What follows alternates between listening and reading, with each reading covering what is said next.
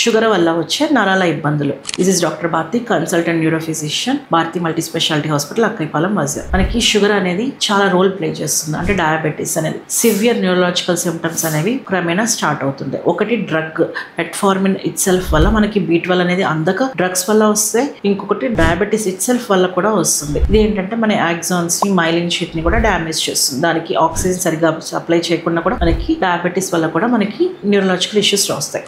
High sugars ఉండటం వల్ల, లేదంటే B12 డెఫిషియన్సీ వల్ల కానీ డయాబెటీస్లో, లేకపోతే షుగర్ డ్రగ్స్ వల్ల కూడా మనకి న్యూరోపతి అనేది స్టార్ట్ అవుతుంది.